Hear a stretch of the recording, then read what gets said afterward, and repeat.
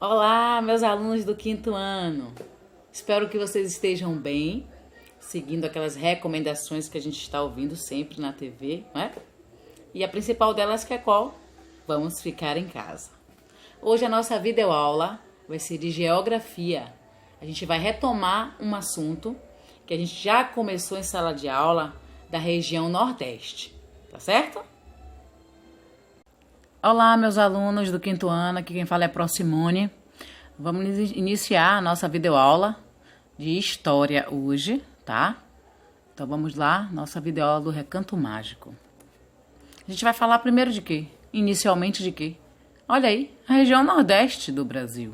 A gente já iniciou essa aula, né, presencialmente, mas vamos retomar porque essa região ela é grande, né? Existem diversas informações que a gente deve aprender.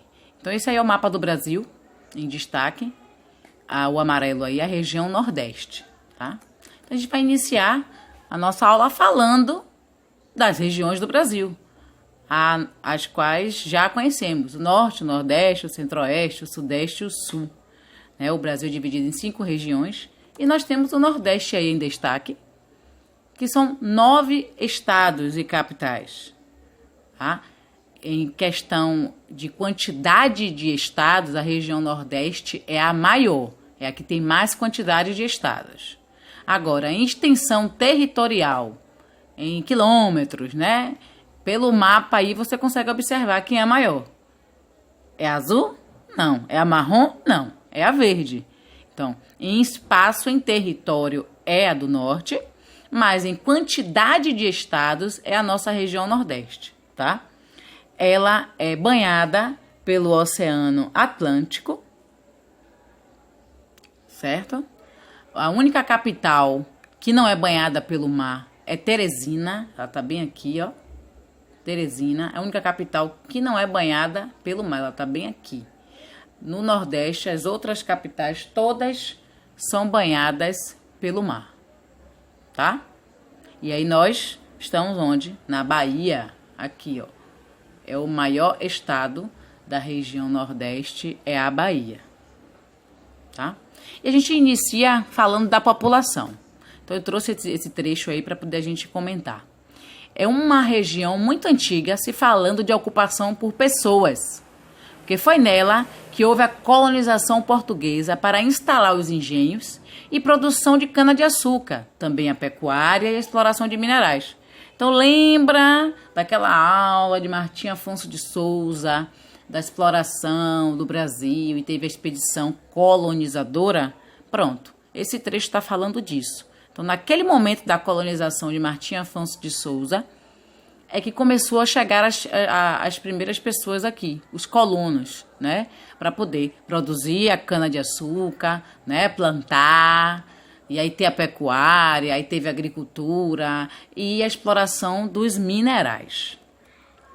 Nessa página eu trouxe um gráfico que aí você consegue identificar aí a distribuição da população na região Nordeste, tá?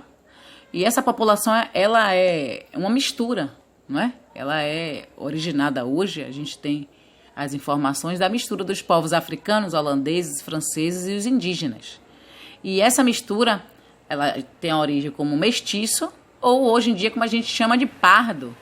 Lembra que eu dou aula para vocês falando que você vai preencher alguma ficha, tem lá informando qual é a sua cor e lá tem lá escrito pardo, né? Que é usado hoje no IBGE. Quem lembra o que é o IBGE, essa sigla? Alguém de vocês lembra? Instituto que vou ajudar, mas não vou responder agora. Vou falar depois. Êxodo rural. Aqui no Nordeste a gente sabe que é muito grande, né? Então o êxodo rural é o quê? É o deslocamento de trabalhadores rurais que vão em direção aos centros urbanos. Então sai da zona rural para ir para a capital, para o centro urbano, né? A cidade grande.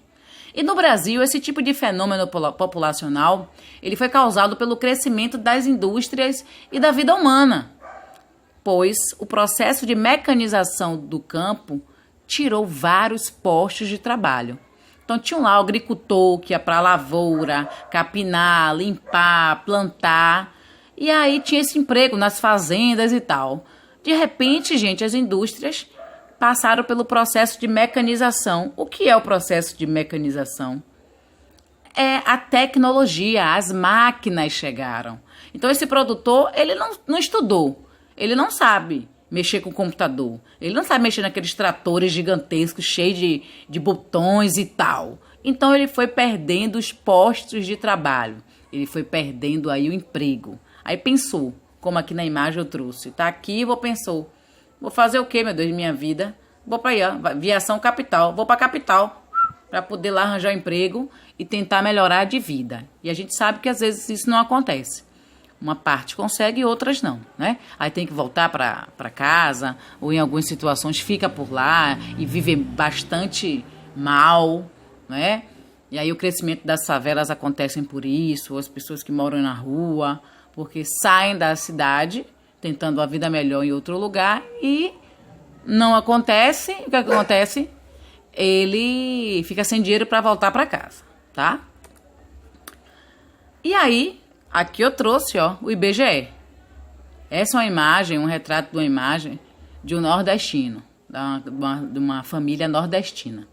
Então, o censo demográfico de 2010, que ele é realizado, ó, pelo Instituto Brasileiro de Geografia e Estatística, disse que o Nordeste possui quase 191 milhões de habitantes. Que o Brasil, tô lendo errado para isso, tá vendo? Até a Pro erra. Quase 191 mil habitantes. Em 2010, preste atenção, nos quais quase 54 milhões são nordestinos. Só que esse censo demográfico, galera, ó, é de 2010. Quem lembra de quanto em quanto tempo o censo ele é realizado? Quem lembra? De 10 em 10 anos. O censo é realizado de 10 em 10 anos. Ele é presencial, as pessoas vão na casa procurar saber informações. E, se for em 2010, teria em 2020. Mas não terá, tá? Foi suspenso devido à pandemia do coronavírus.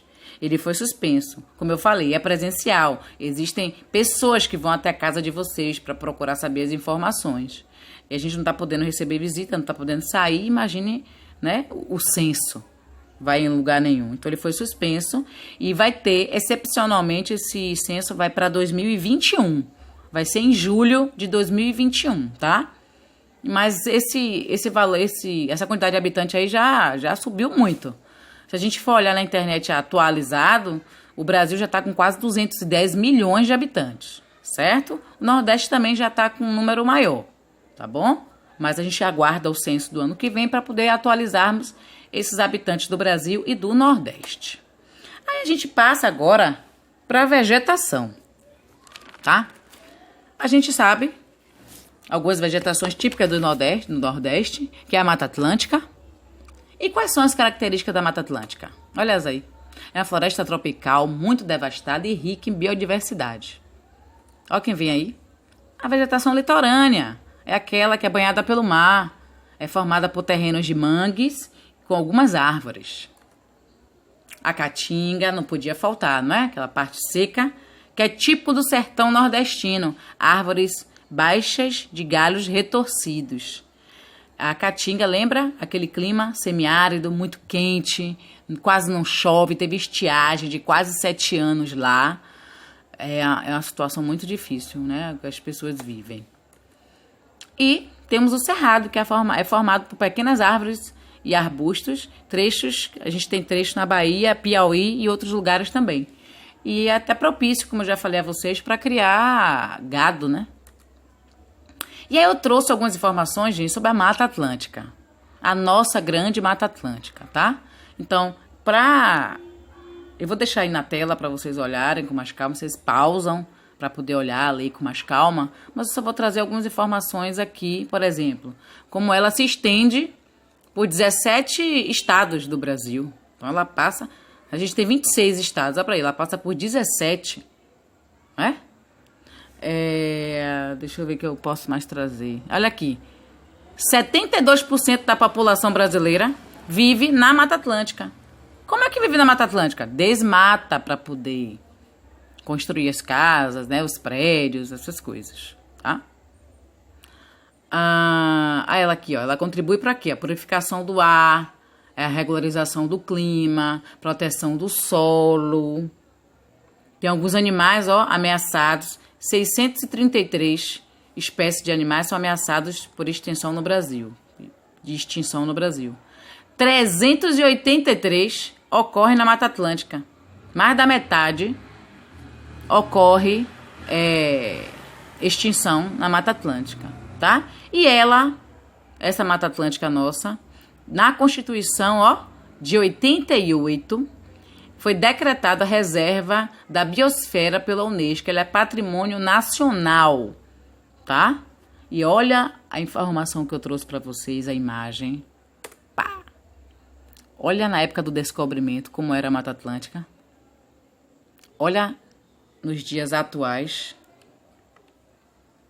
Deixa eu baixar aqui para vocês verem. Ó. Nos dias atuais. Que triste, né? Isso aí para desmatar, para quê? Para agricultura, para pecuária, para construir indústrias, para construir as casas, os prédios. Não é verdade? Muito triste, né? O desmatamento na Mata Atlântica, antigamente, olha aí a área como era, 1.315.460 km². Choquem! Atualmente, quanto é que tá, gente? Ó pra ali. 163 mil km². E eu trouxe essa imagem para vocês perceberem sobre aquilo que eu trouxe. Que 72% da população vive na Mata Atlântica. E vive, olha aí. Aí seria a Mata Atlântica. Era, né, no passado, muito distante. E olha o mundo de casas, de prédios, de coisas devastadas aí. A estrada sendo construída aí, ó. Certo? Então, 72% da população vive dentro da Mata Atlântica devastada. E olha só, eu trouxe aqui a imagem de um animal em extinção, o mico-leão-dourado, que também é da Mata Atlântica, tá? E aí não podia deixar de falar do Rio São Francisco, não é? O Rio São Francisco, que é um rio que nasce na Serra da Canastra, em Minas Gerais, e é o principal rio do Nordeste, tá? Ele tem um apelido, quem lembra do apelido? Velho Chico. Ele é um rio totalmente brasileiro e é um rio perene, porque ele nunca seca. Aí ele se estende por vários estados. Olha, ele passa por Minas Gerais, Bahia, Pernambuco, Alagoas, Sergipe e Distrito Federal. E deságua no Oceano Atlântico. Ele é utilizado para navegação, para irrigação e até para gerar energia. Por exemplo, tem usinas hidrelétricas nele, por exemplo. A de Três Marias, que fica em Minas Gerais, Três Marias. E a de Sobradinho, que fica aqui na Bahia. Mas a gente tem umas 5 hidrelétricas aí. Aí vocês pesquisam depois, tá? E aí dentro desse assunto, eu já até comentei com vocês sobre a transposição. O que seria isso? Essa transposição é um projeto para deslocar porções de água do rio para outras localidades que sofrem com a seca. Então, no Nordeste, ou, né, outros estados do Brasil que sofrem com a seca, essa transposição ia passar para poder beneficiar, né, essas pessoas aí. E aí eu trouxe algumas atividades para vocês no livro e no caderno. Depois da videoaula, de vocês assistirem, vocês voltam e aí pausa para poder copiar no caderno e responder, tá? Então tá tudo dentro da nossa aula de hoje. São 10 questões, que eu sou uma pessoa muito boa, não é verdade? Só para vocês não esquecerem disso. Então são 10 questões. Vocês pausam depois para poder copiar. Arrase, brilhe, confie, foque e força. Hashtag fique em casa. Beijão. Até a próxima, tá? E espero que vocês estudem para em breve a gente se ver novamente, tá bom? Beijão, tchau, tchau!